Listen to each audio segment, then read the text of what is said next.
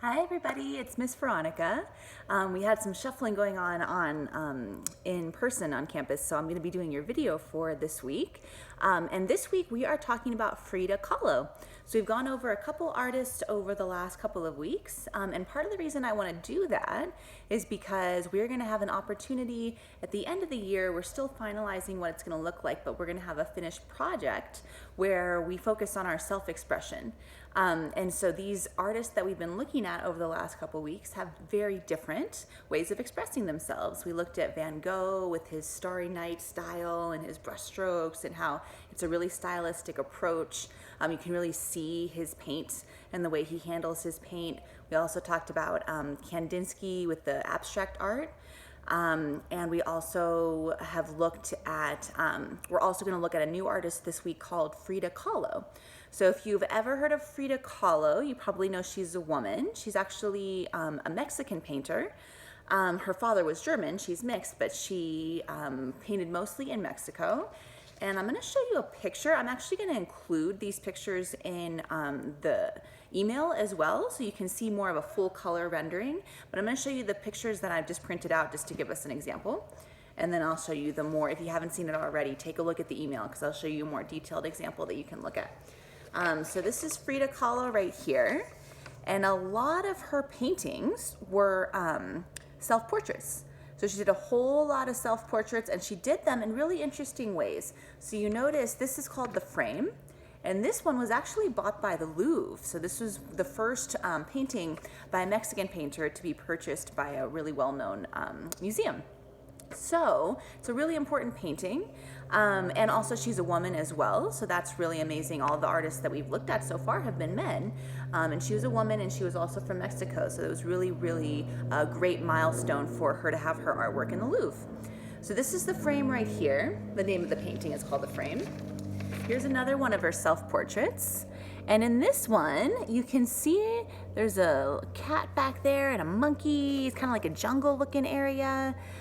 So it's really interesting with her portraits. I'm going to show you one more while we're talking about it. It kind of combines reality and fantasy. So we have her self-portrait, and that's really what she looked like. It's a pretty realistic rendering of her face.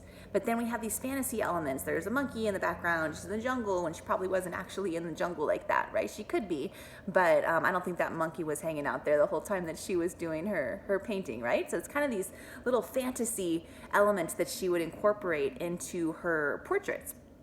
So I wanted to show this to you because number one, I want you to think about that form of self-expression. If you were to do a portrait of yourself where you have yourself, not just the literal physical self, right? This is what I look like, this is what my eyes look like, this is what my mouth looks like.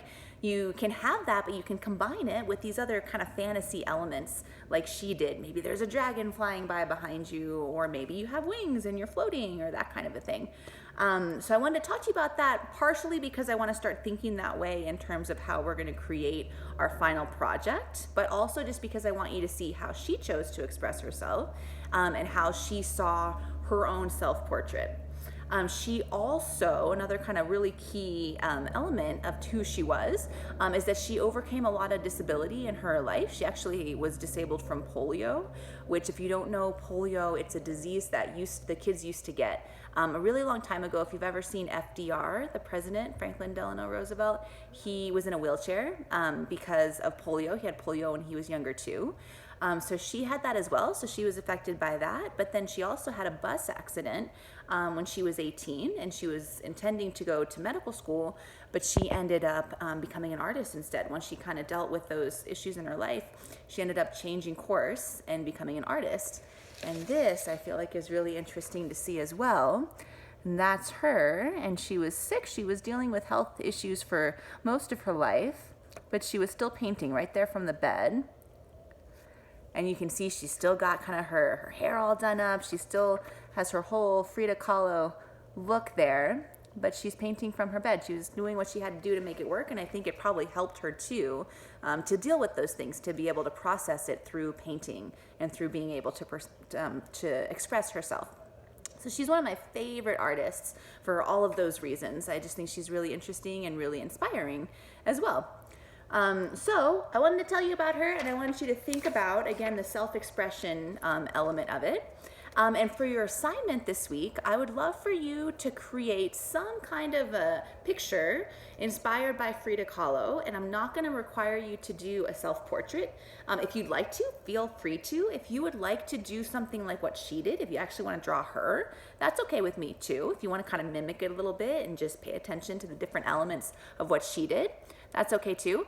But the main thing I want to get to is combining fantasy and reality. So I'd like for you to give me a picture that combines fantasy and reality. It could be maybe somebody's walking down the street and everything's totally normal except for that there's a dragon driving a car in front of them or something like that. That's a little bit intricate of a picture, but I just want you to combine some fantasy element. I actually just did this for the first time in person, and I had somebody who was wanting to do a Pokemon. Really want to do Pokemon. In that case, what he was wanting to start with was already the fantasy element, right? So in order for it to be fantasy and reality, I told him that he could do the Pokemon, but maybe he's standing next to a regular person, or maybe he's standing next to a regular dog or something like that. So it combines those two elements, fantasy and reality. All right, so let me know if you have any questions on that, if that's confusing at all, or if you're not sure how to approach that. Like I said, if you'd like to mimic one of hers, if you want to try to sketch one of hers, that's fine with me too. But I would like you to use Frida Kahlo as some inspiration for a drawing this week. It can be done in any medium that you have available to you. You don't have to do full color. If you want to just draw it, that's okay too. I had some students in the last class that just drew it in pencil, and that's as far as they got by the end of the class. That's okay. And then I had some others who were able to finish the whole thing and actually color with colored pencil or marker, whatever you have available. Okay? Thank you so much. I hope to see anything that you would like to send me. Feel free to email it to me. And again, let me know if you have any questions.